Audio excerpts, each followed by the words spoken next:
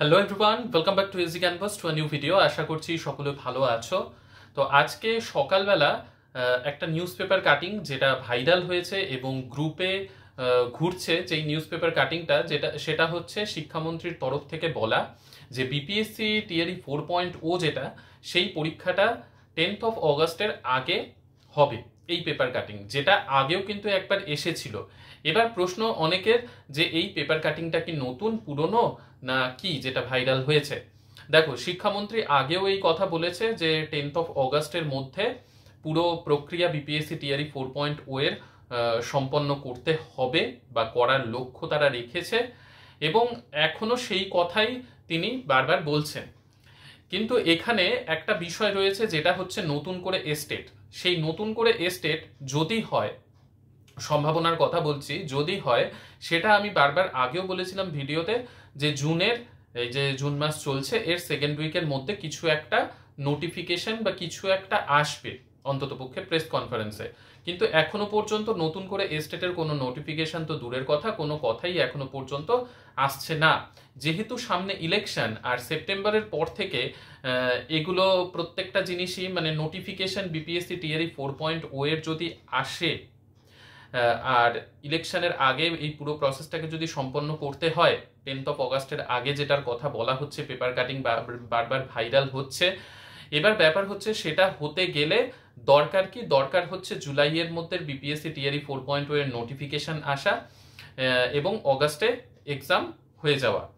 যদি সেটা হয় আর এস্টেট তার মধ্যে যদি ইনক্লুড করতে হয়, তাহলে এই যে বলছি বারবার করে জুনের এই যে জুনের সেকেন্ড উইকের মধ্যে নোটিফিকেশন যাবতীয় পাবলিশ করে তাদেরকে যদি ইনক্লুড করতে হয়, তাহলে এস্টেট এক্সাম জুলাইয়ের মধ্যে কমপ্লিট করে নিতে হবে। জুলাইয়ের ফার্স্ট উইকের মধ্যে যে করেই হোক, জুনের লাস্ট উইক থেকে জুলাইয়ের ফার্স্ট উইকের মধ্যে, এবং তার রেজাল্ট পাবলিশ করে দেয়া বা অ্যাপিয়ারিংদের চান্স দেয়া, এই দুটো হচ্ছে অপশন রয়েছে। এবার দেখার বিষয়, অনেকেই বারবার করে বলছে যে নতুন করে এস্টেট কি হবে, হলে তাদের চান্স পাওয়া মানে দেয়া হবে কিনা। এবার পুরোপুরি এটা সরকার কি করতে চাইছে এখনো পর্যন্ত, যেহেতু জুনের সেকেন্ড উইক চলছে, গতকালও এক দুজন ফোন করেছে যে দাদা নতুন করে এস্টেট যেটা হবে সেটা দিতে চাইছি, তো এখনো পর্যন্ত তো এস্টেটের নোটিফিকেশন আসছে না। তো দেখো, তারপর আজকে আবার এই পেপার কাটিং এর ভাইরাল হওয়া, তো সেইখান থেকে একটাই জিনিস যে তোমাদের মনের মধ্যে ঘুরছে যে কোনটা হবে কোনটা হবে না। সত্যি এটা একটা সম্ভাবনা যে কোনটা হয়। সব থেকে বড় কথা, যদি 10th অফ অগাস্টের আগে পরীক্ষাটা নিতে হয়, তাহলে জুলাইয়ের মধ্যে তো যে করে হোক নোটিফিকেশন জুলাইয়ের সেকেন্ড উইকের মধ্যে আনতেই হবে।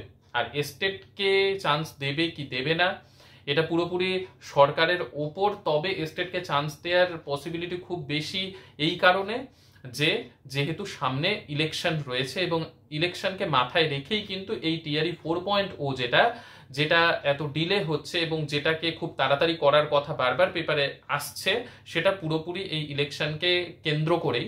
তবে হ্যাঁ, তোমাদের মনের মধ্যে যে এই যে তোমরা বারবার গ্রুপের মধ্যে এই দেখছো এবং গ্রুপের মধ্যে ডিসকাস করছো এই পেপার কাটিং নিয়ে, হ্যাঁ, শিক্ষামন্ত্রী এই কথাটা বারবার বলেছেন এবং রিসেন্টও বলেছেন।